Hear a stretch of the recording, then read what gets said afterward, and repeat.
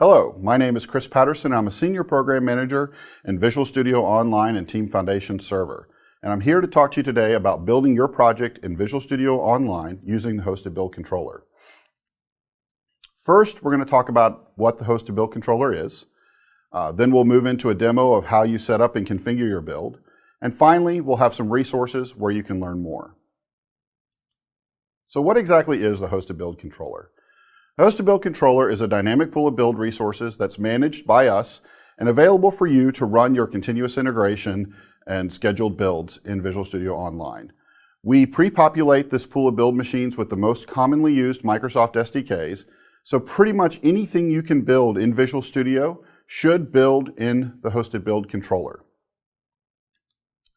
The Hosted Build Controller works exactly like an on-premises Team Foundation Server build controller, which means that if you've learned how to customize your build process or work with the Team Foundation Server build controller, that same knowledge base carries forward into Visual Studio Online. Furthermore, if for some reason you need, say, a third-party SDK or some other feature as part of your build that we don't enable in the Hosted Build Controller, you can actually install a normal on-premises build controller on your own hardware, connect it to your Visual Studio Online account, and have builds run there in the exact same way they can run on the Hosted Build Controller. And finally, the Hosted Build Controller is free to get started. Every single Visual Studio Online account comes with 60 minutes of build time per month for free.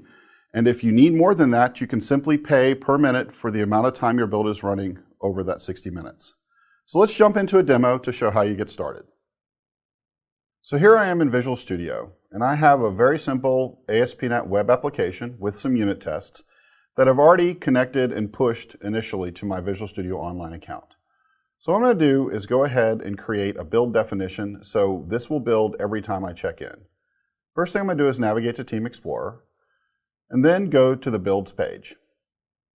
Once I'm on the Builds page, I can click New Build Definition and it will bring up the Build Definition Editor, where I can set the name of the build definition and some other details. The first thing we want to do is go and set up our trigger. In this case, we want a continuous integration build trigger, which is going to build every time we check in or push code into our Visual Studio Online account.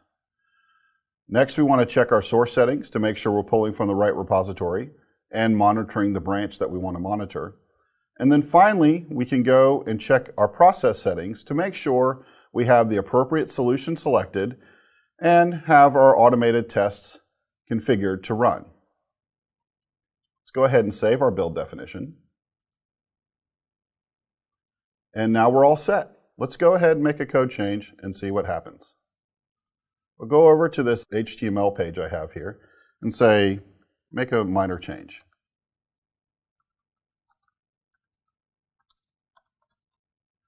All right, once I've done that, I can click Save.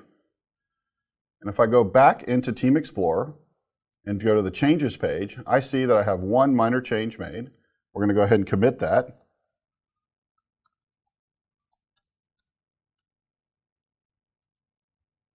And then finally sync our commit with our server. Once that sync is done, when I go to the Builds page again, I can see a build has been queued for my commit. If I double click on that, I'll be able to watch my build complete. Okay, so our build completed. We can click on the link here to go see more details, or we can see the summary of our compilation. If we had any compilation errors, they'd show up here. And of course, we can also see that our unit test passed, so looks like our check-in was good. Pretty cool, right?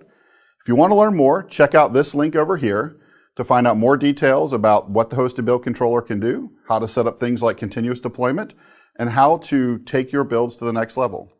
Thanks for watching my video.